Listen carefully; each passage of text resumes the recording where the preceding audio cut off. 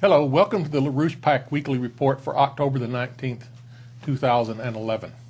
I'm John Hofel, and with me in the studio today are Jason Ross of the Basement, Sky Shields of the Basement, and Lyndon LaRouche. Good morning, Lynn. Good morning. The subject today is what is about to happen to the world, especially the United States, but the transatlantic region in general. That we're on the verge of the greatest financial collapse in modern history. Exactly what day this is going to occur as an event is uncertain.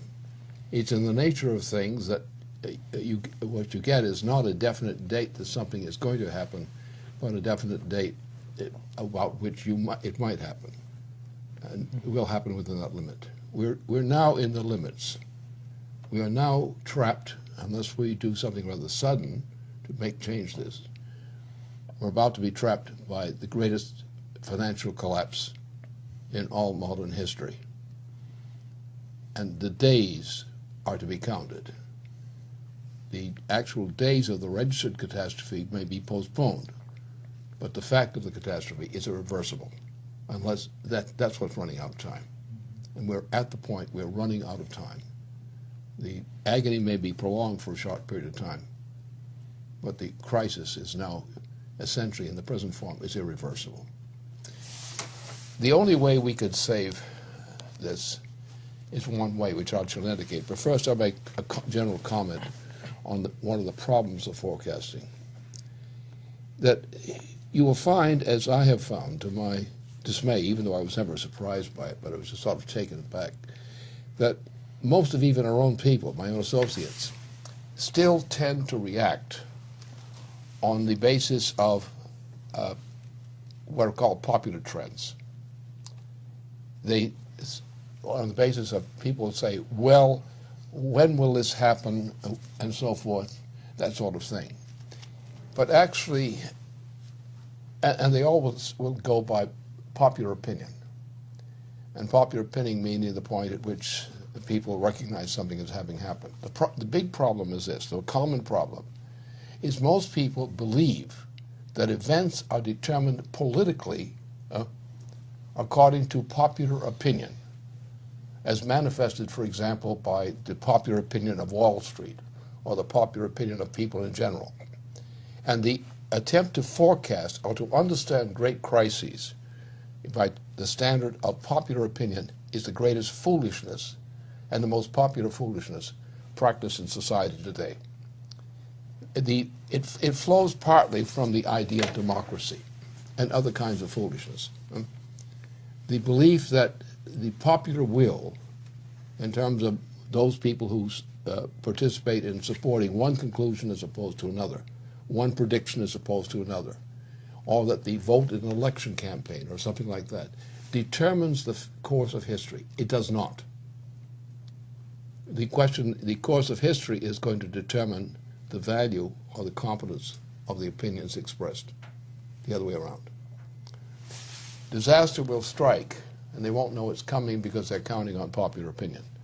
They assume that what you can register as popular opinion, as by polls and other methods, are going to determine the way in which policies of nations are determined. They're not. They're determined by other considerations. And it's getting rid of the worship of popular opinion, which is the most important task for humanity today, especially in our own country right now. This system is finished. It's finished now. The day in which it's called officially finished is irrelevant. It's already finished, which means that as of now, you must now make a decision or prepare a decision to be implemented, which is contrary to all popular opinion, including official opinion. In other words, events are determined not by popular opinion. They're determined by the effects of popular opinion. And usually the judgment is wrong. I've been successfully forecasting since 1956. And forecast a 1957 breakdown, the greatest recession in the whole post-war period to that time, which hit just exactly as I forecast. All my forecasts have been correct. But all of the other forecasts, which I've run into over all these decades, has been wrong consistently. And leading economists will admit that. That is, admit that the system doesn't work. They keep making it because they believe they have to put up a show of using accepted criteria for defining what a crisis is going to be and when it's going to come. And therefore they stick to that forecasting method, which is incompetent, intrinsically incompetent. And it's based largely on popular opinion factors. And therefore, reality pronounces a death sentence often on popular opinion in terms of the result. So, therefore, it's important that we understand that forecasting, as it's properly done today by official institutions generally, or by people ordinarily, the reliance on popular opinion and an interrelationship between popular opinion and the methods of forecasting is the greatest source of wreckage. For example, in the case of the United States, since the assassination of John F. Kennedy, there has been no net progress in the economy of the United States, as measured in net figures. And yet we've been having forecasting all these years. And I've gone through one after the other. There's been a countdown ever since Jack Kennedy was killed. And we've been going to hell every step of the way since that time. And all the figures that said there was ever a recovery, there were upturns relative to the trend, but not net upturns in reality. In terms of physical economy, the condition of the people of the United States and of Europe has been worse, with the one exception of the recovery from the war in Europe. And there was actually some reconstruction in France and in Germany and elsewhere in Europe, and even in England. But most of this occurred by the time Jack Kennedy was killed. And from that point on, the U.S. economy has been going down per capita and in terms of all physical parameters. Our infrastructure, so-called, all these other factors. So we've been in a decline. What we're approaching now is not a recession or a depression. What we're experiencing now is a breakdown crisis in which the economy breaks down. Now, the British are prepared for this. They've come up with a policy which the royal family has emphasized, that the population of the planet must be reduced from about 7 billion people to 1 or less in a very short time. If you look at the reality of the present breakdown crisis itself, we are very much in that direction, especially in the transatlantic region. At this point, the Asian Pacific region is not declining at that rate. There's actually a present recovery in progress in China and in Russia relative to the previous conditions. But in the Western Hemisphere, no, there's none. In the transatlantic region, there's a general breakdown crisis which has been going on since about the time that Jack Kennedy was assassinated. That's the reality. And all these ideas of, do you feel better, Mrs. Jones, is not competent forecasting. And that's the problem we face. Now, this also affects what the criteria are for what we do to reverse this collapse. And it is a general collapse. And it's occurring now, and it's in present form, under present rules, under this president, under the present Republican Party candidates. The doom of the United States is sealed. And therefore the popular opinion, like the voting for Obama, was the worst piece of stupidity by the American people ever conceived of. And the Republicans today, candidates today, in terms of what they're proposing, are no better. There are many Republicans who are intelligent people and who have intelligent views on many aspects of life. But in terms of the Republican Party's presidential candidacy and similar candidacies, the overall package of what the government is planned to be after the next election is this doomed. All these parties are doomed by their conception of what the priorities are that have to be adopted to save the economy and reverse a general collapse already in process. The similar situation exists in Europe. Now there are people who are now beginning to disbelieve in all these ideas and forecasts of recovery. But as of now, there is officially on the books in Europe and the United States, among the whole majority of the authorities in record, there is no competence, there is nothing standing in the way of a general breakdown crisis of the transatlantic region.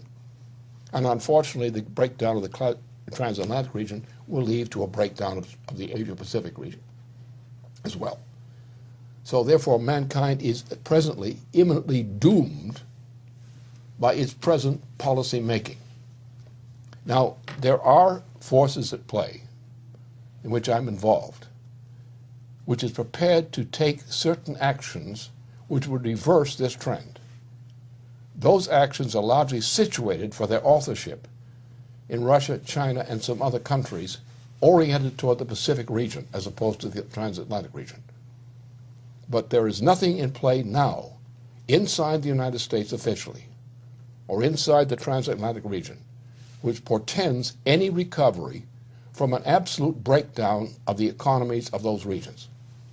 We're now at the doom of civilization as we've now known it, unless there is a sudden, improbable reversal of this. And what I'm proposing is, politically, the improbable solution. But I know better. At the same time, there is a possible solution. It just hasn't been adopted yet. And our concern today, therefore, should be, how do we get the programs which mean an actual recovery into place immediately? Now, of course, that means getting Obama immediately out of the presidency. If we don't get Obama out of the presidency, both the United States and the transatlantic region, it's doomed. This man must be thrown out of office on legitimate reasons. One is his policies. He's committed frauds. He's committed abuses against the Constitution. He's impeachable immediately, or put through the process of impeachment immediately. And if there are any patriots in the United States, they intend to bring about the impeachment of this president. Now. Not later. Now. Get him out, because as long as he's president, this nation is in grave peril of its immediate existence. So that's the general situation we face. But there are options which can lead to an immediate recovery, and we've been working on them. They exist, but the problem is they don't have the political support they need. And therefore, you can be sitting amid a dying nation and a dying transatlantic set of nations in the immediate future, in the weeks and months ahead. A collapse in the immediate weeks ahead is almost certain, unless there's a change in policy. And that's what we come to. So the problem here is that popular opinion still believes that popular opinion, as manifest by elections or votes by members of Congress and so forth, that these kinds of popular opinion determine the course of history. They do not. There are certain definite decisions that have to be made. You don't have an open choice of all these possible decisions. You have only those decisions. Now, what is that, for example? We have a policy called NWAPA. It was created, actually, it was intended to be put through by John F. Kennedy if he had not been assassinated. This is the key program for recovery of the United States. That is, without a NWAPA plan in operation during this period, there's no likelihood of a recovery of the U.S. economy. It's not the only factor, but it's a decisive turning factor. So there are things and various kinds of programs. For example, we must eliminate all the green policies. The green policies, if they're maintained, will result in the absolute destruction of civilization at a very rapid rate. It'll be mass murder. If you're voting for the green policy, you're for the death of yourself and your neighbor. So those policies have to be dumped. We have to go back to a high technology, capital-intensive project. We have to put here's what the things we have to do. We have to adopt a program, which is a immediate recovery program based on Glass-Steagall. Glass-Steagall will save the nation from an immediate collapse, but it needs something else, the creation of a credit system to replace the present monetary system to go along with that. Without that reform, there's no chance of saving the United States. In other words, we have to get rid of the green policy immediately. We have to go back to a high technology, high energy flux density policy. Otherwise, there's no chance of saving the United States from early extinction. So that is necessary. We also have to go into these very specific kinds of high technology programs. But Glass-Steagall will stop the crisis. The lie that's out is the lie that's being put out by Wall Street and company, is that if you impose Glass-Steagall, you'll shut down the banks. Therefore, there's an attempt to intimidate people against Glass-Steagall, which is the only road for recovery of the United States. It will not give you the recovery, but it's the road to recovery. There's no way in which you can have a recovery without Glass-Steagall. Now, Glass-Steagall will shut down certain banks. 6 very large and stupid banks, and you have then thousands of other banking institutions which will not be shut down by Glass-Steagall, but will be helped by Glass-Steagall. So those who are saying that Glass-Steagall will shut down the banks are lying. Some banks, big banks, will go down. They should go down. They are diseases, not banks. But the problem then is, once we apply Glass-Steagall, which we must do immediately, then we do have a problem. We have a problem that by this time, Franklin Roosevelt's Glass-Steagall wouldn't quite work as well as it did under Franklin Roosevelt. The reason is that we have so little production left in the United States, so little productive employment left in the United States. We don't have productive jobs. We have fake jobs, things that people are paid for to keep their mouths shut. So we have to establish a recovery program, which is a high technology oriented recovery program, and we have to bring it up to scale both in terms of numbers of people productively employed, percentage of the population productively employed, and in terms of the intensity, the energy flux density, that is the degree of capital intensity of production. For example, without a program which includes NWAPA as an immediate action program, as part of a recovery program, there's no chance of saving the nation. It'll come down now, and it's already coming down. So therefore, the important thing is, how do we get this thing going? What we have to do is have what's called a different kind of system. We have to go to a system which is based on credit, not money. In other words, it will have the same function as money, but it will be a credit system. That is, the federal government will create an allowance for federal credit to be uttered by and processed through the banking system as a credit system through the Congress. What we'll be going back to is a replacement of the dead present system by going back to a Hamiltonian system, a national banking system. So the federal government will create credit, which will be in the amount estimated for a full recovery. That credit will go directly through federal projects which are federally funded, such as NWAPA. It will go through other projects which are recovery projects of rebuilding businesses, rebuilding productive firms. These will tend to be concentrated in increased technology, increased investment ratios, capital investment. So physical capital investment must be increased in general. We will use the existing banking system in 2 ways. First of all, federal credit, going back to a Hamiltonian principle, will give us the credit needed to move toward what we call true full employment. That's the essential thing. That, in turn, will require an increase in capital intensity and technological productivity. So these measures will give us an economy, and it will be based on federal credit.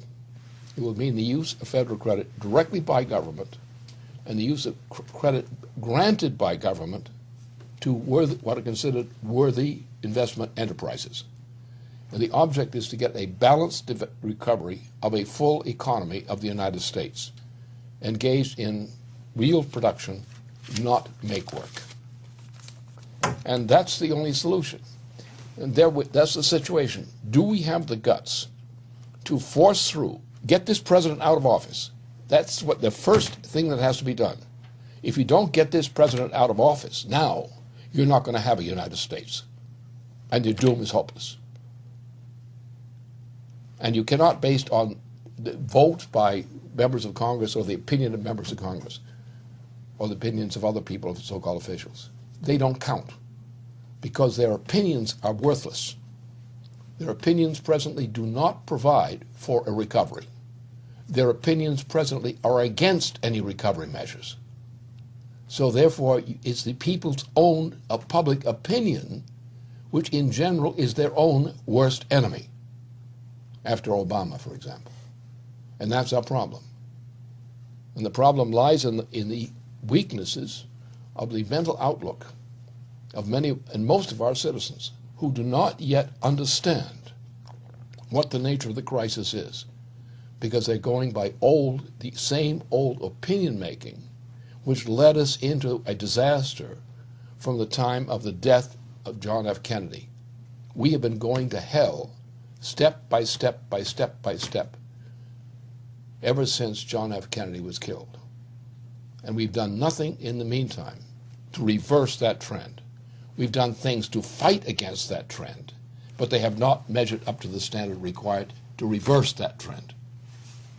And therefore, popular opinion of newspapers and so forth, is worse than absolutely worthless on this question. There has to be a revolutionary change in outlook toward Glass-Steagall system. Glass-Steagall is fundamental. You can say honestly to every American that if we put Glass-Steagall through properly now, we can save the United States, and we can save other parts of the world. But if we don't, we're doomed. But we also have to go beyond that. We have to go into an understanding of the measures to cause a recovery. Glass-Steagall will save the nation from disintegration, but it will not give you a recovery. We have to go to a federal system, a Hamiltonian system, a national credit system, in order to get a recovery. And so does the rest of the world. We have help from China and Russia and potentially India and other countries in the Asian-orientated section. We have the potential there. But it won't work by itself. We in the United States must actually unite with these nations of Asia. The United States must enter into a cooperation immediately. A virtual alliance is something which Russia is proposing right now. From Russia, we're getting a proposal for the revival of SDI, the Strategic Defense Initiative. It's coming out of Russia in a new form. It's based on, this time, on space, on threats from space, and measures that have to be taken in space to defend the people of the United States, and similar kinds of programs. So this kind of an SDE, which is called now in Russia, which is the equivalent to my SDI definition back then. So SDI is back. My SDI is back, in that sense. And the bringing of the United States into a direct alliance with China and with Russia, now on this program and other nations coming in, is the global impact requirement to save this civilization. And without those conceptions of ideas, which are alien to the press and to popular opinion generally, without the installation of those ideas, there's no chance for civilization on this planet in the period ahead. We have been declining in the transatlantic region ever since John F. Kennedy was killed. And we're now going at an accelerated rate. If we don't change our direction of thinking, if we don't get away from this stupidity of so-called press-oriented popular opinion and get back to a solid kind of approach, we don't have a chance. And we're right now on the edge. We're either going to make that decision, which I've indicated in the very short term, or kiss the United States goodbye.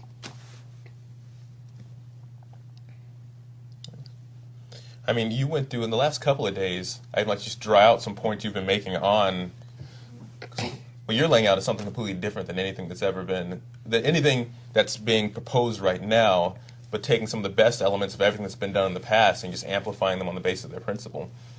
For instance, the idea of, you're saying you begin with the state that we need to be in. You begin with an understanding of Nawapa. You begin with a state that you want humanity to be. That defines everything. That's a whole different idea of budgeting. Mm-hmm. I mean, I don't know if you want to go through it all, what you'd gone through earlier on the question of capital budget under those circumstances. But that's a basis for everything that credit generation is at that point is defined by that future state. One thing I could add to that, which is crucial, that the economy has to be looked at as a physical economy, not a monetary process. That's the problem, key problem. In other words, as the actual physical changes in the economy per capita per square kilometer, those changes are the measure of progress. And we've been talking about a money economy, and people are counting money as they choose to count money, including worthless expenditure of money, for example. So therefore, we're not looking at this as a physical economy. I look at this as a physical economy. I operate on the basis of something which is known to leading economists, but not known to economists generally, the concept of a credit system, which I laid out, for example, in short form on September 30th of this year, in one representation I made. We have to go to a credit system rather than a monetarist system. And under a monetarist system, the rules of behavior are completely different. The problem is under the present monetarist system, the rules of behavior, both political behavior and other behavior, is leading us toward destruction. We have been going to the edge of destruction because of those beliefs, which is said with the Wall Street mentality beliefs. What we have to do is think in terms of physical production and the physical effects of production. And how the credit system works. For example, one point is this. What is a credit system? A credit system is the difference between mankind and a beast.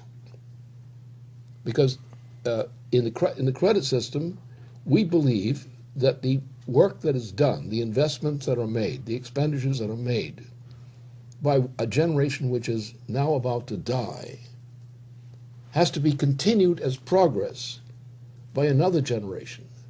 And on the base to do that, we require a system of credit, where we go constantly into a equivalent of debt by a monetarist standards. Debt is a debt-run operation, but it's based on physical objectives. It's not just simply how much money you put out there as debt to prime the pump of the economy. It's what's the physical value, the physical values, their nature, which are required to actually increase the productive powers of labor per capita per square kilometer. That's the difference between mankind and the beast. Mankind gives credit. What's credit? Credit is the debt you go into to build up the productivity of the coming generation. So by giving credit to those who are yet to be born, you create the opportunity for realization of the meaning of the life of those who are about to die. That's when society gives to a generation about to be born, gives the means to increase the productive powers of labor of mankind as a whole and the benefits of labor to mankind. The dead people are now living in the sense that it is the credit they created, whether in money forms or in scientific contributions and discoveries. That credit, which brings the next generation into a higher level and prevents it from sliding back into an old level, that is the essence of economy. That's the meaning of a credit system as is understood by the founders of this nation. That was the original Constitution, was based on the idea of a credit system. Is we invest in the future of humanity.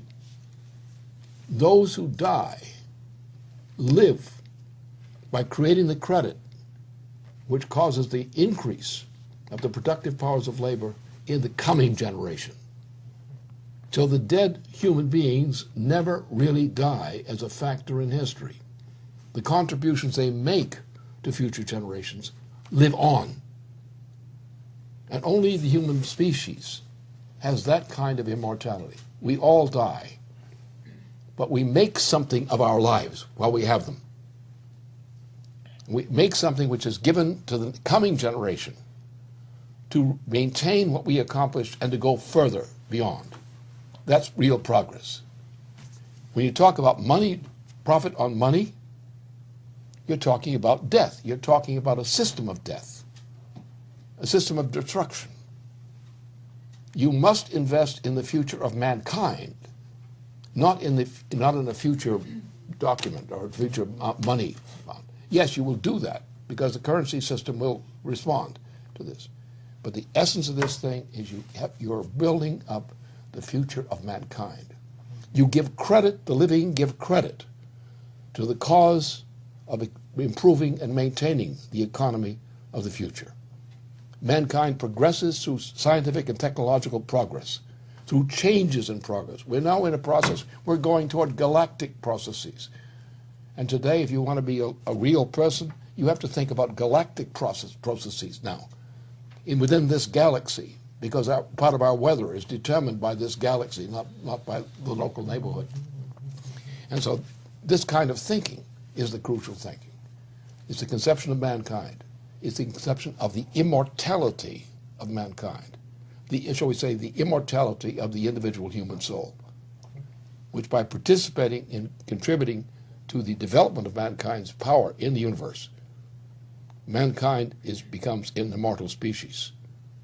And those who have died by participating in the credit system are participating in immortality by helping to create it. You, in a recent addendum, you had your 3 steps to recovery. You wrote a second paper as a shorter one as an addendum. What you went through there on the structure of time from the standpoint of the individual human creative process there, it seems like exactly what you said there about that it's not simply a linear time. There's not some simply predefined future state that's dragging you forward, and it's not some simply defined past state pushing you forward. In fact, it's not linear at all. That sounds like what you're talking about reifying here with the implementation of a credit system. Exactly. Taking exactly what you've got as the creative process of the individual, but making that societal. The thing to reemphasize is I'm not putting something absolutely new out in saying this. This was the policy of the founders of the United States. Okay. This was the basis for the design of the Federal Constitution of the United States. This was a credit system under the First and Second National Bank of the United States. I'm proposing essentially a return to the Hamiltonian national banking system, which that fascist president Jackson Right. shut down. Shut down on behalf of London and on behalf of the Wall Street gang, including Martin Van Buren, who was the guy who financed him, and then became president. So this was the Confederacy Party that did that. Folk from Texas know about that stuff. But that's the point. And so therefore it's that mankind, the increase of the power of mankind to live and to create improvements in the condition of mankind, which is the foundation of the intention of the founders of our republic. It's also in other parts of the world the same kind of intention has been expressed. And what we're getting from Russia and China today is something similar. And that's why the alliance of the United States with Russia and China in particular, as the major leading powers, right now is the practical question on which the survival of the United States and civilization depend. That alliance, which crushes the British system, which is the old Roman imperial system cast in a British form today. And it's that imperialist system of Roman imperialism, which is the enemy we have to destroy. We have to say, goodbye, baby, you're gone forever. We don't want you back ever. We're going ahead with mankind. And then the need to get rid of popular opinion on that, as you had said earlier, that if you're going to create a future that hasn't yet existed, you have to conceptualize. If your idea of knowing something or forming your opinions is based on them being popular, not only are most popular opinions wrong as opinions, but your ability to create valid thoughts is just gone if that's the way that you act. Listen, we've got to look at the psychology of this matter. We have been living in European civilization in particular. We've been living under the Roman imperial model. Now, the Roman model was simply a continuation of earlier imperial models which has existed. So the problem here is that we have the population which is conditioned to obey an imperial model. We are actually brainwashed into believing in an imperialist model, that there is a ruling caste which is supposed to all wise, religious thing available, and we're supposed to believe in that, and that we are supposed to look up to the opportunities provided to us by our benefactors, those people who own us and sell us and kill us. That's what's going on. What has happened? The British monarchy, for example, right now, in this period, has foisted upon the world a policy of reducing the human population to less than 1 billion people in a short time. The entire policies of the Green Policy is reducing the world population to now officially less than 1 billion people. That's the situation. So what are we living under? We're living under a government and pacemakers to believe in that this system, the green system now, which will reduce the human population radically and quickly from an order of magnitude of 7 billion to less than 1 in a short period of time. Now, did the people out there do that? Did they decide to kill their neighbors? To kill, 16%, all but 16% of their neighbors? Or 14% of their neighbors? No, they didn't. They were conditioned into believing this is good for you. Mama says this is good for you. Take it. It happens to be poison, but give it to them anyway. And that's what's happening. We have the old oligarchical system, the thing which you get from the ancient Greek history. The old oligarchical system is ruling the planet today in the form of a London-centered system of imperialism. It's a new form of Roman imperialism. You had ancient Rome, you had Byzantium, you had the Crusader system, and then you had this new British system of imperialism. The planet is dominated by imperial forces, which are the enemy of mankind. They have an ideology. It's the oligarchical principle. It's well known to anyone who studies classical history. But the point is, we are now victims. We call ourselves a nation of free people. We're a nation of victims. Victims of the oligarchical principle. Victims of Wall Street, which is a branch of London. We're their victims. And people say we have to respect Wall Street. We have to save Wall Street. You see, that the people are their own worst enemy when they believe in this kind of system. And what all I'm saying and proposing is simply that we go back to the human system. The human system which was well understood by the founders of the United States and for which this Constitution was written. I'm saying go back to the American Constitution. It's our Constitution, it's our law. Let's obey our own law. Our own law is embodied in the design of the federal Constitution. Why not stick to it? Not this British thing that we got away from in creating the United States. Right. Now the British system is trying to run us. So no, I'm an American, buddy.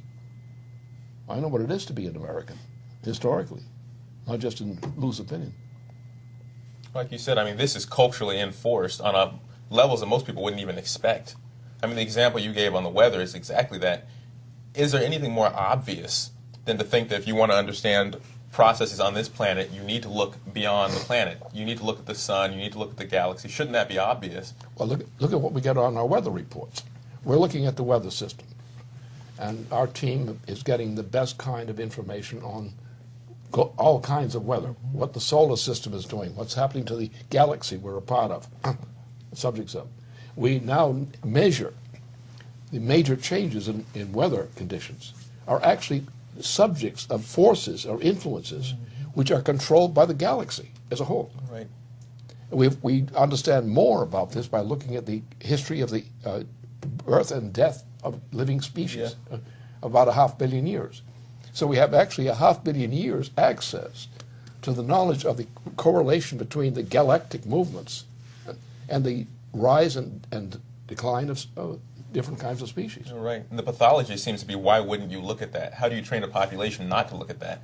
If that's there, if that's available, everything we're digging up is available to be looked at.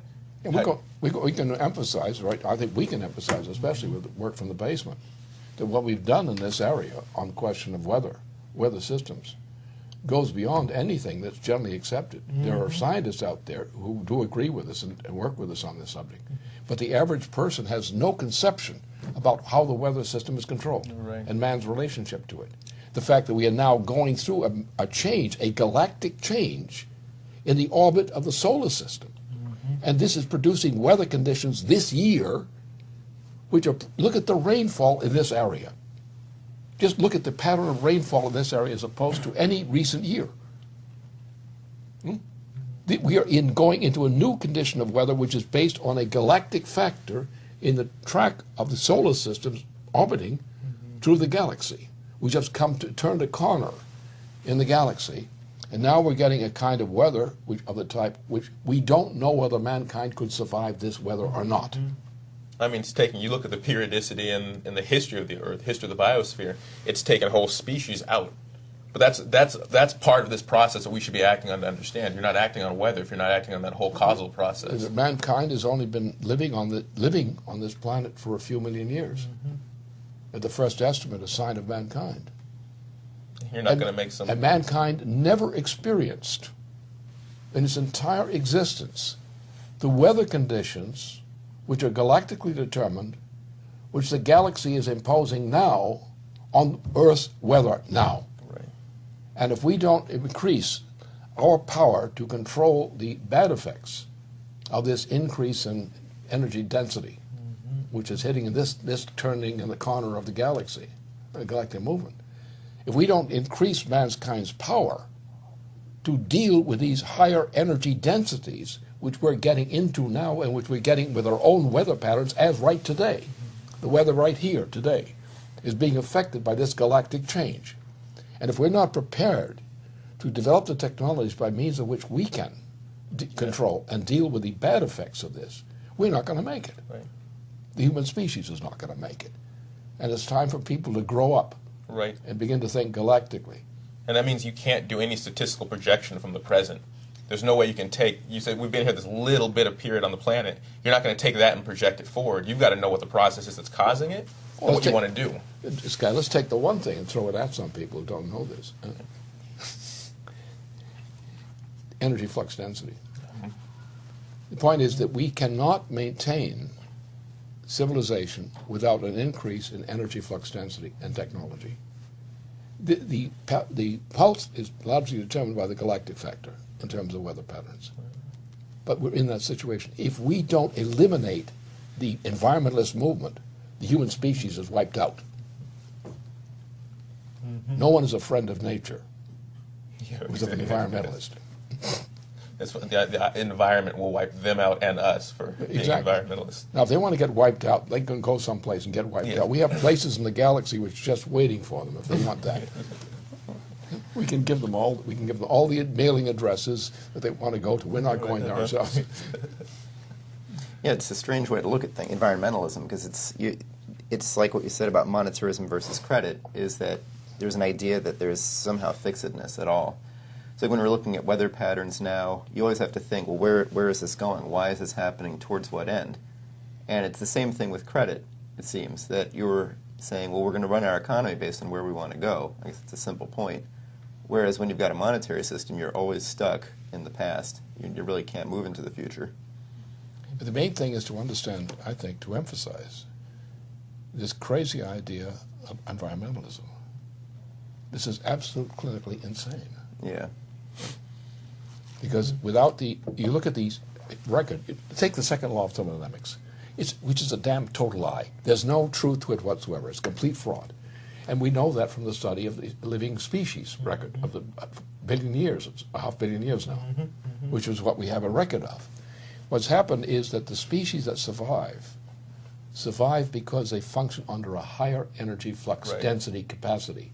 That the universe is always moving in the direction, at least in our experience on Earth, is always moving in the direction of an increase of energy flux density. Right, in the system as a whole. That's right. The whole system's going to go that way. And the species that survive are species that are able to survive the rise in the energy flux density of the environment in which they live. That is, each of these species that are wiped out were wiped out because they couldn't cope with the conditions produced by our increase in the energy flux density. Right. So that the so-called second law of dynamics is a total lie. It's directly opposite to the truth. Right. And anybody who's a scientist who talks about energy flux, talks about this sort of thing, they are liars. Their utter incompetence are liars. They should have their degrees taken away from them, their professorships taken away from them. They're irresponsible. They're reckless. They're like drunken drivers. Take the booze away from them. Huh? That's the point. There's no such thing as sitting still. I mean, this is the point that you made, Jason. You can't. The system is moving. When you think you're sitting still, anybody who claims to be sitting still is actually moving against that. You're moving against the process that's going to drive forward no matter what. And yeah, historically in the fossil record, we've seen everything that behaved that way was eliminated. Every single thing, every single, we think all these animal species, did they change to go extinct? No, in fact, they didn't change, right? They sat there. And there's certain kinds of, if you refuse to change while the whole process is changing, the process will eliminate you in order to move forward. Now we've got the choice to willfully move forward. And it seems to be what you're discussing. I mean, that same fallacy is there in environmentalism and monetarism. It's against anti-human. Yep. Because it's against the progress of humanity, according to the credit system principle. Mm-hmm. Mm-hmm. That mankind has progressed as a species in the 6 or so million years of human existence on this planet. That mankind has progressed by scientific or equivalent progress of going to higher energy flux density in modes of existence. Mm-hmm. We, mankind, have wiped out whole species. Mm-hmm. Many of these whole species. And created whole new ones. And, all right, at the same time. Mm-hmm. The animal species that live mostly are ones we maintain for our own use. So therefore, this conception of society that it must always go forward in energy flux density, or man's control of energy flux density of its own might, that is the basis for the existence of humanity. And anyone who talks about the second law of dynamics is completely a liar. We know the cases from the 19th century and of this in. They were all liars. They were all frauds and liars. There is no such thing, and never was such a thing, as a second law of thermodynamics. It was a fraud from the beginning. It's a fraud when spoken by any scientist today who says he believes in it, that he is a fraud and should be stripped of his epaulets. Right. Well, I think that when you've got a belief in the second law, you're also misunderstanding what any of our scientific hypotheses are. That we've had, in the past 100 years, just such a shutdown in real fundamental hypothesizing that there's been a trend towards believing that the hypotheses we've come up with in the past are actually existing real physical laws that are immutable or somehow like the basis of the universe, as opposed to recognizing them as things that we're able to use to transform how we act on it, and they're real in that sense. And if you stop that progress, then you start looking at them as if they were the real fundamental building blocks of nature, and then you end up with death. Then you end up with the same kind of mathematical system that you'd have with monetarism, for example. Yeah. This is not having metaphors, what it seems to be. There's no principle of metaphor. Nobody understands metaphor as being an efficient principle in the way the universe works. Yeah, and that when you create these things, they're always new, but then you look back afterwards and say, oh yeah, well now we know that, or now that's become a thing, rather than you take it outside of the human mind hypothesizing and creating a hypothesis for why things are the way that they are, and you let that hypothesis become an object that's sitting out in the universe, and you've taken it out of mind. Well, you take it also, look at it from the standpoint of human progress, as you cited it. Look at it from that standpoint. That mankind progresses and is able to survive by progressing. And therefore, the characteristic, or what we call the culture of society, has been changed qualitatively. It's just the equivalent of a physical revolution in the human system on Earth. The system has changed. The human being is superior today to the one that existed a couple of generations ago, because they've assimilated functional knowledge of principles, not just opinions, but principles, which enabled humanity to rise to a higher level. For example, the increase of the population density of the human species. Look at the rise of that, and look at the factors that determined the rise in the supportable population size on the planet. Take that figure. What caused that? It was a change in the state of the mind of human beings. Human beings do not have a biologically determined fixed capability. Human beings have a mental capability which is located not in the simplest sense of physical principles, but it reflects the increase of the progress in terms of physical principles and related kinds of principles, which become permanent fixtures of the existence of humanity as long as they function. Then you have recrudescence in technology, and the recrudescences in technology in the past have meant mass death of populations and impoverishment of their quality of existence. You take the case of Charlemagne. You take Central Europe, which is now the area largely of France and Germany. And you take Charlemagne, who developed the most advanced system prior to the Renaissance. Now, when he died, that system was torn apart. But you look at what was accomplished under Charlemagne, and you see that the change in culture, which is a revolutionary change in culture, ran a burst of population and sustainable population.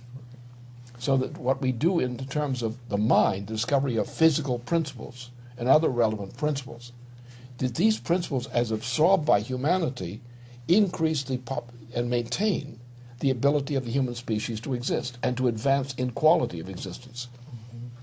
And that is the history of the same thing of the energy flux density of the planet as a whole. The increase of the power of mankind to exist, the productive powers, and the results of that are all a part of a change in culture of mankind, which is the effect of being a physically efficient change in culture in terms of effects. The advances in physical science, which has occurred under modern civilization, since Nicholas Lacuza, for example, those advances are unmatched in all earlier history. And they represent, in the main, a direction of increase of the power of mankind to exist and to deal with the universe. So these have the characteristics of a physical principle of the universe. They're not opinions. They're physical principles. If you obey these principles, you succeed. If you violate those principles, you die. These principles are therefore physically efficient. If they're physically efficient, then they're physical. And of the universe, not just something we do in the universe. It's our action on the universe, which is the physical principle. Because this is different than Hilbert's whole argument is that, oh, well, the universe is fixed, logical, it's got a logical system there. And, oh, yeah, we've got creativity, but creativity is just figuring out what's there already fixed, as opposed to saying the universe has a principle of creativity embedded in it. And then what we're doing is we're resonating with that principle of creativity. He was a product of the anti-Leibniz tendency. Exactly that. And it gets played as a counter gang. It's used as a counter gang to say, "Oh yeah, we believe in creativity. We believe in creativity." But what it really is sort of their view of creativity is that you're digging through the dirt to find little gems in the dirt, not that you're actually taking part in furthering the creative development of the universe as a whole. But since the law of the universe being anti-entropy, therefore, if you're holding up anti-entropy, you're killing people. Because what's happening is the universe is moving upward. It's moving on. The planetary system is moving on. The galaxy is moving on. And if you're not keeping up with it, you're going down or maybe disappear altogether. It's like trying to drag your feet outside the train to slow it down.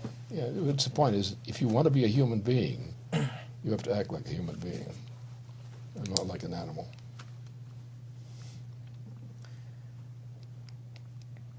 And politically, we have to let people participate in that. That sometimes the idea is that for government, we're going to promote the general welfare.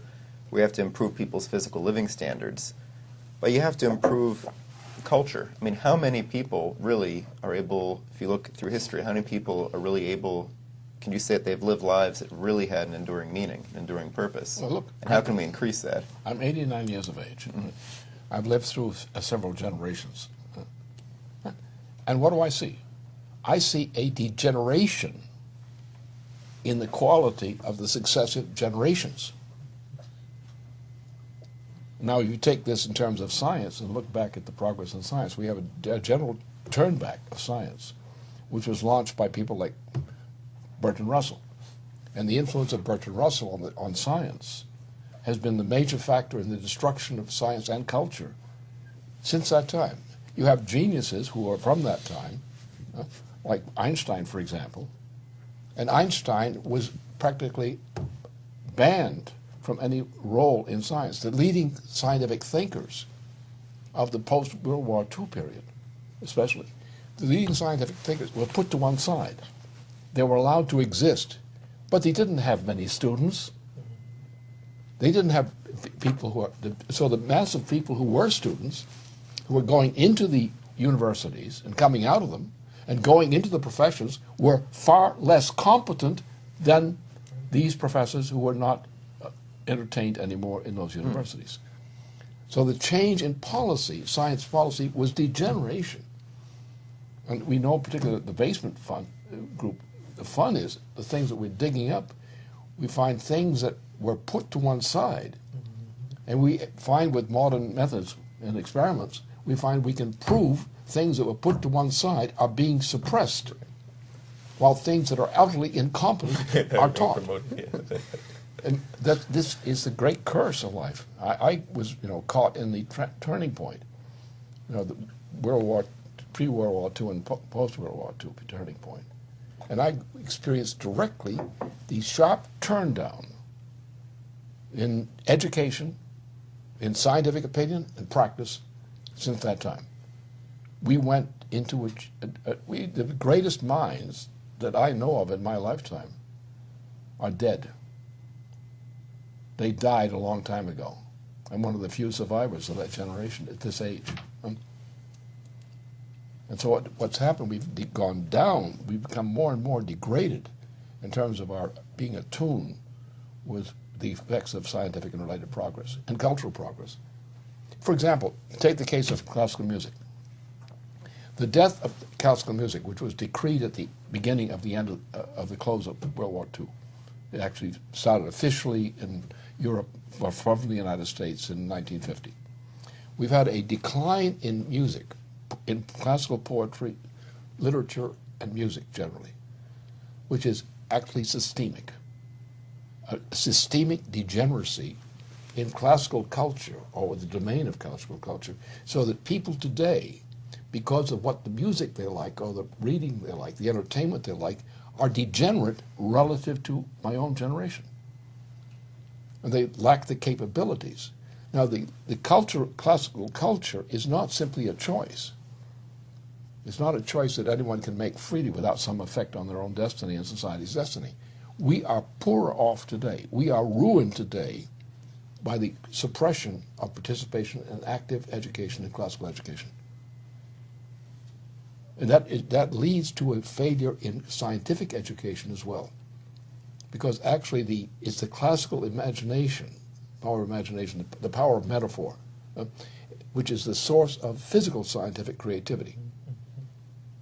And what we've done is we've gone backwards in terms of the potential for scientific creativity and for even competence, even mere competence. We have a few people who've managed to get by and to contribute most of the important contributions to science today. But in general, in the transatlantic period, the British Empire reigns. We have been brought down to lower and lower levels of moral culture and other aspects of culture. And if we don't decide now, while we're on the edge of a collapse now, if we don't decide to reverse that trend that has dominated us, especially since the death of the assassination of John F. Kennedy, which is the United States experience, is the marking point for this. If we don't reverse that in terms of classical culture and other things and practices, this species is not going to make it. And we have to realize that that was an attack on the species to do that. This is not some kind of natural decay process. People will argue, oh, this is just, things just get bad, things just get worse, which is not true. This is by design. This was a British imperial policy launched as an attack on the U.S., and it was consciously done. You destroy the culture. You destroy people's ability emotionally to attach themselves to any physical future state. You destroy people's ability to emotionally, to believe that human creativity is an actual force in the universe. Yeah. You tell them, well, creativity is just sort of random. Creativity is liberalism. And if you can hammer that into a population, then you've got the basis to come in and launch an attack, and they can't resist monetarism, they can't resist empire. That was by design. This is a continuance of the American Revolution to say we're going to resist that. Exactly. That's what we are. And those poor people out there, well, poor not because they're intrinsically poor, but because they're threatened by this cultural trend, which is typified in the extreme by this disgusting specimen called Obama. All right. The man is simply a disgusting creature. He's demented, in fact, as his behavior shows. And we sit here under the reign of a demented president, Obama, who's nothing but a puppet of the British Empire and who kisses the Queen's bottom every chance he gets. And this creature, this insane creature, is the president who's dictating a fascist regime over the people of the United States? And we don't just throw him out of office on perfectly constitutional grounds and do it immediately and replace his policy with a sane and humane one? Right. And you have a people who have lost the guts to recognize that this animal, which is what he's reduced himself to in terms of his behavior, is not good for them, not good for their health, or not good for their progeny. And we are fools to put up with that fraud? We have some re-education to do. You're right.